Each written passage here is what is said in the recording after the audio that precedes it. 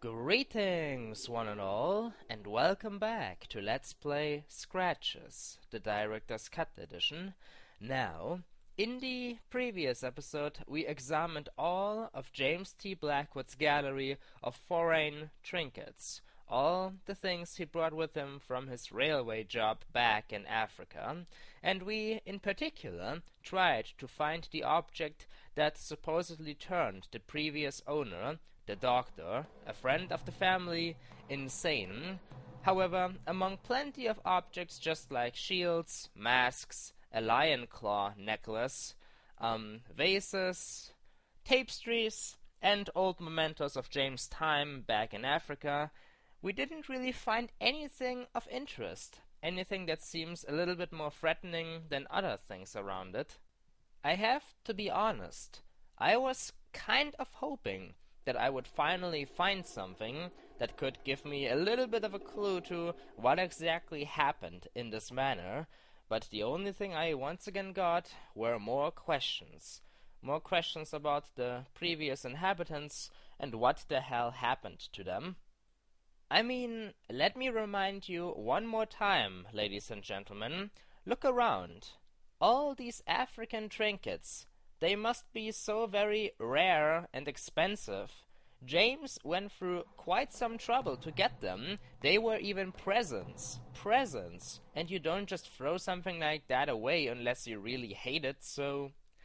What moved the Blackwoods to leave in such a hurry? I mean, furniture, personal objects, belongings like diaries and jewelry, that safe there, that's still locked. Maybe the safe isn't that important, but this gallery? This was James T. Blackwood's new dream when he came back from Africa, next to the tribe of the Dalmar. He wouldn't leave all of this behind for no good reason. That is like the main thing I am missing right now, the big piece of the puzzle that's supposed to tell us what kind of picture we are looking at.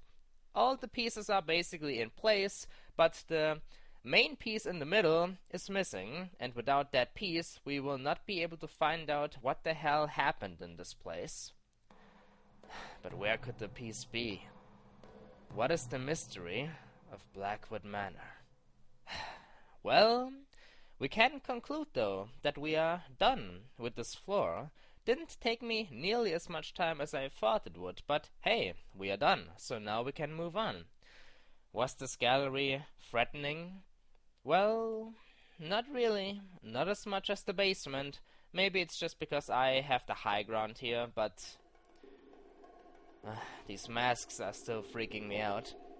Not as scary as the basement. We have some light here and everything, but I don't know. It's like, the longer I stay in this room, the more it freaks me out, so... Let us leave while we still have the chance. Let us leave while the masks are not looking at us, so that we will not run into any further trouble. Let's just leave the gallery in peace, and we will never have disturbed it. Everything is going to be alright.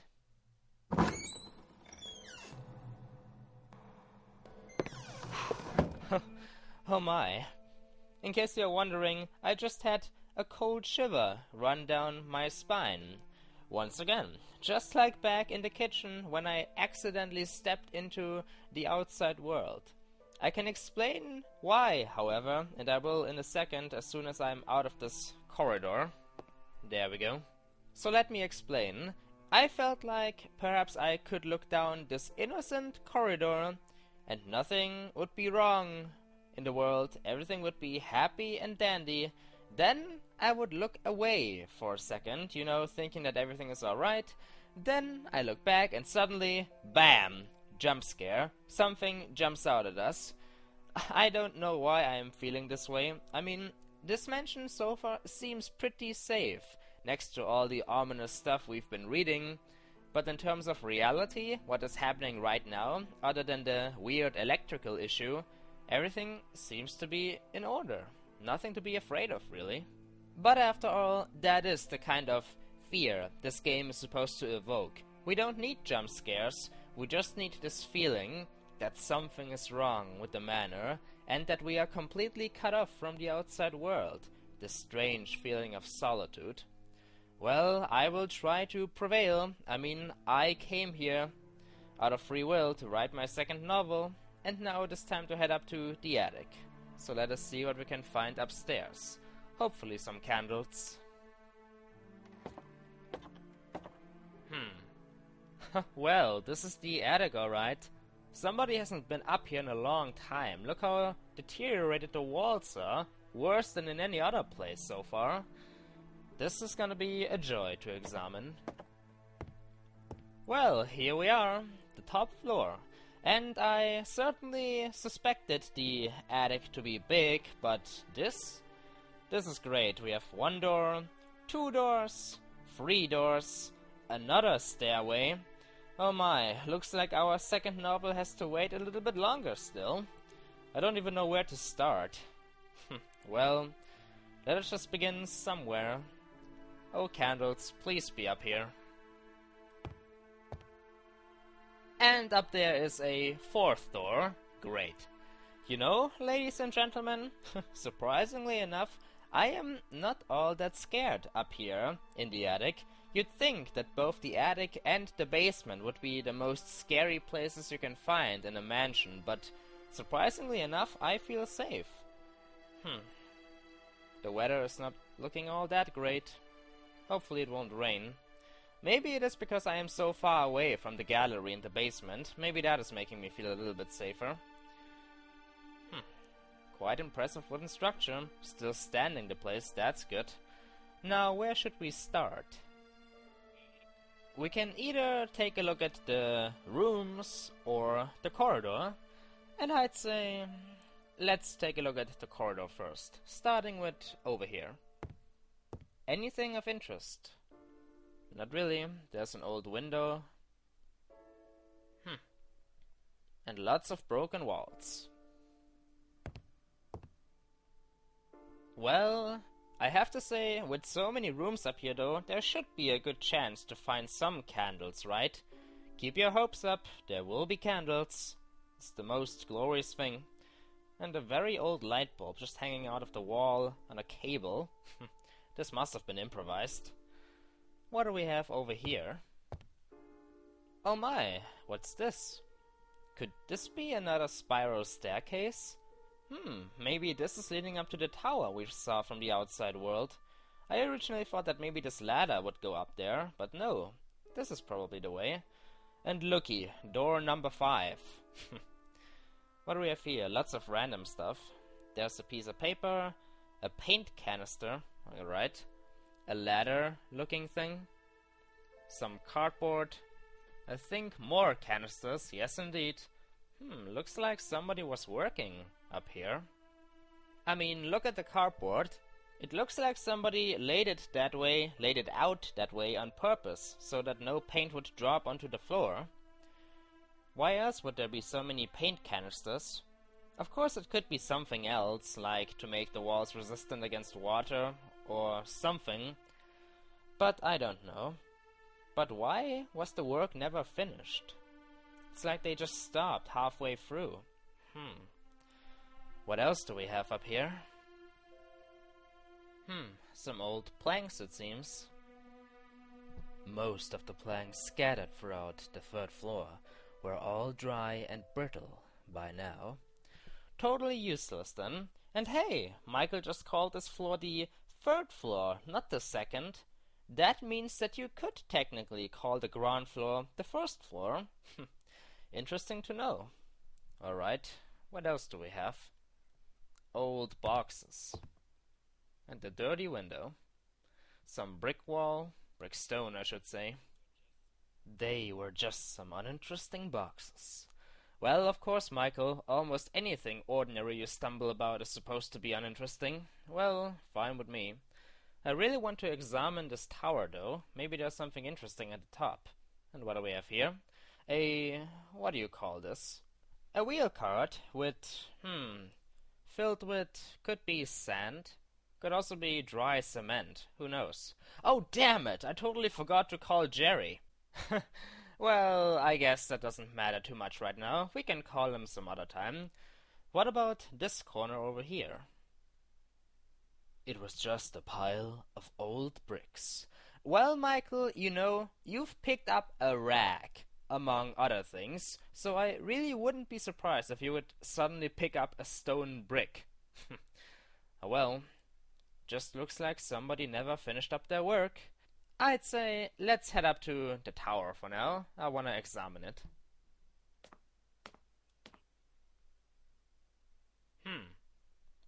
Well, this most definitely looks like an old tower. Can't even describe anymore how bad the walls are looking up here. Some old windows as well. And hey, that is the roof of the mansion. I can even open up the window. Can we take a peek outside? We can. This is supposed to be the front of the manor, I think. Looks a little bit dangerous though. And the roof has also seen better days already. Let's close this again for now. I don't want any birds inside the manor. Ugh, what the? For a second that crack scared me. Wait a minute, is that all? Is this just a dead end? I was kind of expecting another tiny room to be at the top of the tower. Nice wooden structure, sure, but I was kind of expecting more out of the whole tower deal. Why the hell have a tower if it's not really used for anything? Why the hell would you need a watchtower? Well, I guess that concludes our examination up here. Is there anything else to look at, though? Just something, so that this whole trip was worth it. A second window? Sure, why not? And oh my, looky, we have a beautiful graphic glitch going on. The sky is supposed to be blue and grey, not totally black, like the night. Well, that time will arrive very soon, so this is kind of like foreshadowing this glitch. It will get dark, and if you haven't found any candles by then, you will be screwed, Michael R8. Some old lantern-looking things. A couple of old and rusty lamps adorned the top of the tower. Well, that's about it. Just some old lamps we can't use. And yeah, just the same over here. This big crack. Jesus Christ. There was a large crack in one of the walls in the tower. How long did nobody try to repair this place? This is just insane. I mean, right now, judging by that large crack and the condition of all the walls, I literally feel like this tower could collapse any minute. So, there was nothing of interest up there. Let's head back downstairs. Let's ignore and forget the tower for now. Well, since we are now basically done with the corridor, let's take a look at the doors, shall we? And of course, what lays beyond. Hopefully candles. Number 1. The door was locked, but I could see a key on the other side through the keyhole. Oh, Michael, so you are not satisfied with that the door is locked. You actually checked if there was a key inside. But how do we... Oh my god, I am a genius. If this is going to work, then I am a freaking genius. This is the oldest trick in the book. Really. If this is going to work, all we basically need is a thin tool, something we have, and a piece of paper. A piece of paper like a newspaper. Oh, Scratches, this is like one of your first puzzles, and you are making things too easy for me. I mean, we could pick the piece of paper up already. This is going to work. Just a piece of newspaper I had picked up. And this piece of newspaper is going to be our key to salvation. Sort of. I really like to say that salvation thing. Anyway, under the door, this is going to work. I am a genius. Everyone bow down to me. And now the boring tool. Come on. Yes! After a bit of effort, I managed to knock down the key with the help of the boring tool. Applause, please, ladies and gentlemen. Applause for the master of the awesome. Thank you very much. I am amazing.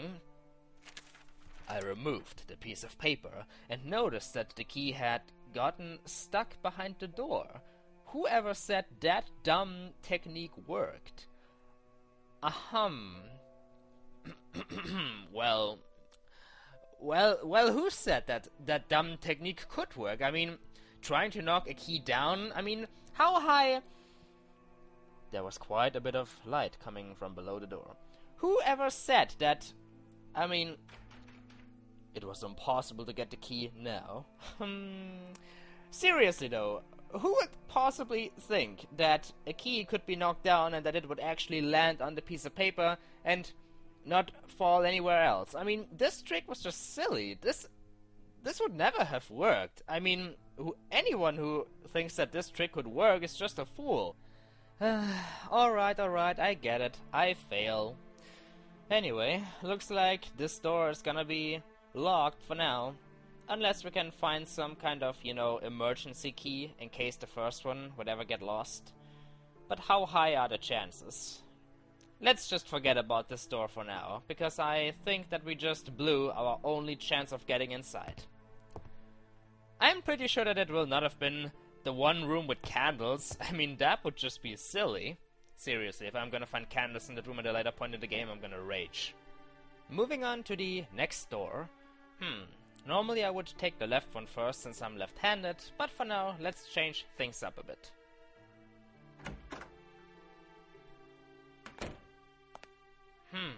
What do we have here? Looks like a storage room for all kinds of building resources. Another broken toilet. And there are floor tiles missing. Or they had not been put in yet. Lovely looking walls. Looks like this room was never finished. This wasn't a storage room. Somebody obviously worked in here, but maybe this was supposed to become a new bathroom, like a third one. But for some reason, they never finished it. Let's see if there's anything of interest in here. Good lord, these walls. Such a joy. Brick. Very old brick. What could they have needed a third bathroom for? Yeah, we just have some boxes. More wooden planks. That broken toilet. That's some nice colored glass though. I like the flower motif.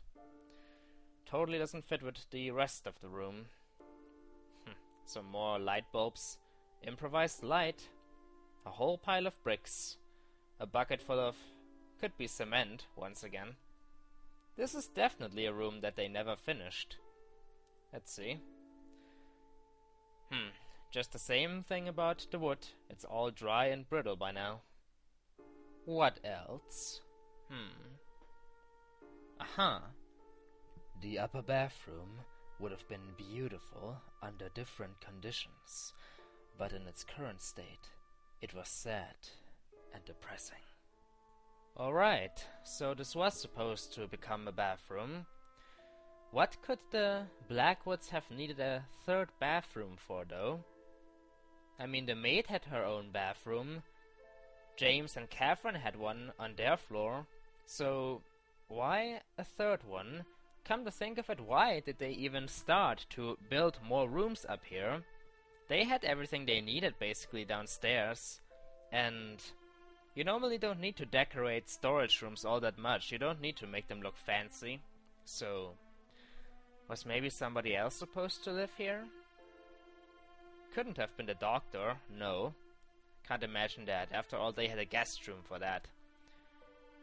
Somebody I don't know about, maybe. Let's see, what about these bricks here? Just a pile of old bricks. I know that, but maybe there's something of interest. Aha! You can explore the pile a little bit more. And look. There is something within that stone brick that looks like a tiny metal rod. And we can even take it with us.